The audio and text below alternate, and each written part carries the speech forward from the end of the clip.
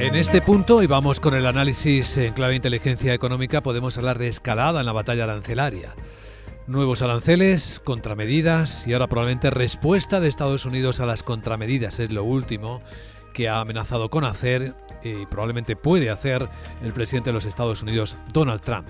Nos acompaña en directo en Capital Radio Marisa Poncela, ex secretaria de Estado de Comercio del Gobierno de España y asesora actualmente en LGIC. Marisa, ¿cómo estás? Gracias por acompañarnos y buenos días. Hola, buenos días, Luis Vicente. Aunque nos ha llamado mucho la atención el índice de confianza en el comercio que publica la OMC, la Organización Mundial del Comercio, que todavía, pese a todo, en nivel 103, refleja cierto optimismo en el comercio global. Es como si pensaran los actores de las cadenas de suministro, de la globalización, que pese a la batalla no se va a alterar demasiado la escena económica. Yo creo que es que estamos tan nuevos en una guerra comercial de esta magnitud que nos cuesta hacernos a la idea y nos cuesta creérnoslo, ¿no? Luego, además, como estamos viendo que Trump hoy dice una cosa, mañana se desdice, pues yo creo que lo que está pensando todo el mundo es que al final alguien meterá un poco de cordura y parará toda esta escalada. Pero el problema es que eso es lo que esperamos todos, ¿no? Y nadie nos imaginábamos una cosa así. Pero la realidad en la que estamos hoy, a día, creo que es 15 de marzo, es que estamos metidos en una guerra de lleno. Y además con aranceles y contraaranceles y represalias contra represalias. Esto es una locura. Nos gustaría, Marisa, analizar el cómo se está planteando esta batalla arancelaria, sobre qué productos y de qué manera. Es la forma elegida por Donald Trump, la elección del 25% de los aranceles al acero y al aluminio, es diferente a lo que ya hizo en el año 18. Es decir, no solo está marcando, señalando productos, sino que también puede afectar a la cadena de valor. Exactamente, es decir, está haciendo lo mismo que hizo en el año 18, solo que lo está haciendo ya sin restricciones. En el año 18 avisaba que iba a imponer esto, pero él todavía se encontraba de alguna manera emocionalmente o quizá sujeto todavía a cierto control, o se sentía con cierto control por parte de la OMC. En estos momentos se ha lanzado a la arena ya sin control alguno y por tanto lo que está haciendo es poner aranceles sobre los que ya puso en 2018, porque esos que impuso en 2018 no se han levantado. Biden no los levantó, no los cambió. Luego están siendo aranceles sobre aranceles. Y por ejemplo a Canadá le ha puesto hace una semana aranceles del 25% y antes de ayer puso un 25% adicional sobre ese 25%. Como contrarrepresalia por digamos, los impuestos que le ha puesto sobre todo el gobierno de Toronto a la importación de energía, ¿no? Es toda una locura, realmente es una locura. Y lo que vamos a ver es pues una escalada de precios, porque evidentemente afecta a las cadenas de valor.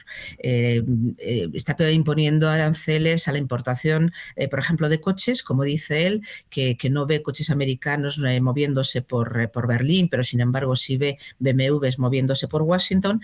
Pero lo que no se da cuenta es que parte de las piezas de esos coches están fabricadas en cada uno de los países.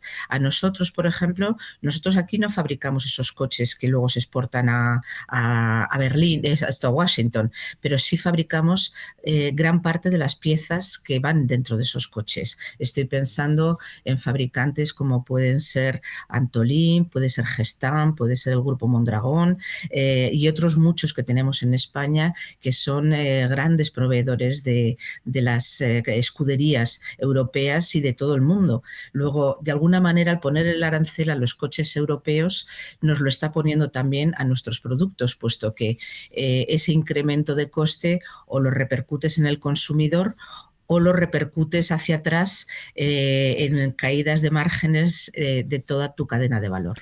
Esa es una cuestión importante. ¿Quién va a pagar estas decisiones del gobierno de Estados Unidos? Una encuesta de Reuters que estamos comentando esta mañana muestra cómo entre los propios votantes del Partido Republicano empieza a cundir la inquietud. Hay una historia muy particular que es la de Coca-Cola, que efectivamente nota en las importaciones del aluminio que necesita para sus latas un elemento que va a tener que compensar de alguna manera, como los concesionarios de vehículos americanos, que dicen que de momento van a encajar ellos en sus márgenes los incrementos de costes, porque o los encajan las empresas o los encajan los consumidores, o los dos, ¿no?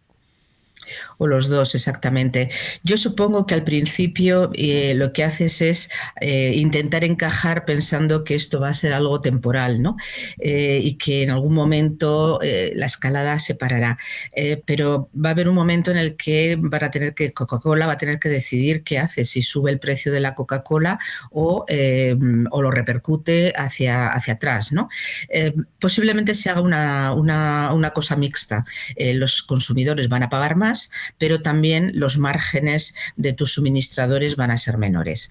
Yo creo que al final se optará por esa solución, teniendo en cuenta que además por el otro lado esos márgenes que repercutes hacia atrás, también esos países que se ven con esa repercusión de márgenes hacia atrás, a su vez van a ver también afectados gran parte de sus productos por los por los aranceles que nosotros le vamos a imponer a los productos americanos, con lo cual al final los consumidores pagan. Viéndolo con un poco de distancia y de perspectiva, claro, si esto continúa por este camino, Marisa Poncela, ¿qué nos encontramos? Tensiones inflacionistas, subidas de precios, que ojo, parece que eso es lo que pasa, una factura política importante a los gobernantes, inflación, carestía. Y por otro lado, menos abundancia, ¿no? Porque habrá menos oferta de productos y se encarecen sobre todo los de otros países. Al final, dentro de cada país, pues si se promocionan los propios, habrá menos oferta en general de cosas. Y si seguimos con ese razonamiento, menos oferta de productos significa menos productos y, por tanto, menos empleo. Así es decir, vamos a encontrarnos con que de seguir esta guerra comercial que ha iniciado Trump, pero que nos vemos abocados a seguir en ella, por una parte vamos a ver todos los consumidores, nos vamos a ver afectados por un incremento de la inflación y de seguir así también por una pérdida de puestos de empleo. Lo dijo el otro día claramente von der Leyen. En esta escena nos llama poderosamente la atención cómo ha quedado completamente neutralizada a la nada la Organización Mundial del Comercio. Usted tiene experiencia en este ámbito internacional y ¿no hay alternativa a la vista de un foro internacional que sirva para dirimir estas tensiones? Pues es cierto, ha saltado por los aires la OMC. En estos momentos ya estaba muy tocada desde la anterior legislatura de Trump, porque Estados Unidos se negaba a aceptar una serie de avances que se habían conseguido en la OMC, como era, por ejemplo, la denominación de los jueces que tienen que dirimir los pleitos que se ponen, por decirlo así coloquialmente, que se ponen entre países para productos concretos. Habían vencido el periodo de vigencia de estos jueces, había que renovarlos y Estados Unidos se negó a renovarlos porque decía que, entre otras cosas, no se quería someter a una legislación internacional en caso de tener que poner, en caso de represalias, ¿no? En caso de penalties que se dicen.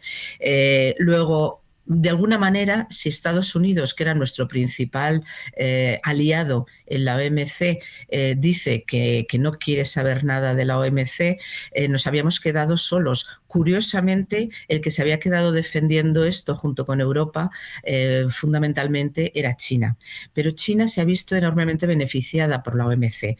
China se le dieron grandes facilidades cuando entró en la OMC, porque entonces era un país subdesarrollado y entró en la categoría de país subdesarrollado, que te permite no solamente poderle aplicar la cláusula de nación más favorecida, sino extra beneficios y como no existe en la OMC ningún protocolo para la revisión de esa categoría a medida que el país deja de ser un país subdesarrollado, hoy China sigue estando considerado dentro de la OMC como un país subdesarrollado y se sigue beneficiando de esas bondades o de esas bajadas adicionales de aranceles. Es por eso que Trump en 2018 se quejó y empezó a poner en marcha las represalias contra China y contra todo aquel que no le siguiera. Por eso también a la Unión Europea nos cayeron los aranceles del 25% en el acero y el aluminio. Pero hoy la OMC en esta guerra está callada, está absolutamente, yo creo que en shock y sin capacidad de poder reaccionar. Luego, ¿qué puede hacer la OMC cuando un país decide saltarse todos sus protocolos, como es Estados Unidos, e iniciar una guerra? Pues no puede hacer nada, no tiene mecanismos, porque ese país ha decidido salirse de la senda y de la normativa de la OMC. Puede hacerlo todavía en el caso de los países que seguimos respetando ese protocolo de la OMC, que como puede ser Europa o cualquier otro país que todavía está bajo la órbita de la OMC. Pero Estados Unidos en estos momentos se ha salido completamente. En conclusión, Marisa Poncela, ¿podríamos pensar que el principal beneficiado de esta batalla arancelaria podría ser China? Sí, absolutamente. Absolutamente yo creo que va a ser un beneficiado, porque imaginemos, por ejemplo, los aranceles que le ha impuesto al acero y al aluminio. Si China no puede colocar su acero y aluminio, que en estos momentos, ya en el año 2024, se había detectado una sobrecapacidad mundial de acero y aluminio, porque China está fabricando a tope y necesita colocar ese acero y ese aluminio en alguna parte del mundo, lógicamente lo colocan los países más desarrollados, Estados Unidos y Europa. Nosotros no somos un país, pero vamos a considerarlo como una zona país. Lo coloca fundamentalmente en Estados Unidos y en Europa.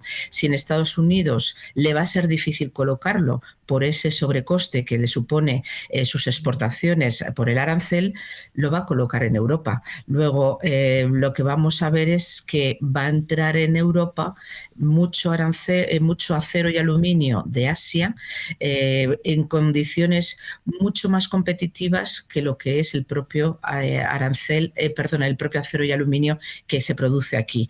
Luego, de alguna manera, esos aranceles que Estados Unidos le ha puesto a China nos van a perjudicar internamente en Europa, porque nos vamos a encontrar con producción que no se colocaba allí. Pues esta es la escena y la visión de Marisa Poncela, exsecretaria de Estado de Comercio del Gobierno de España, asesora de LIC. Marisa, gracias por compartir esta visión en Capital Radio y buenos días. Muchísimas gracias y vamos a seguir viendo cómo evoluciona todo esto. Desde luego.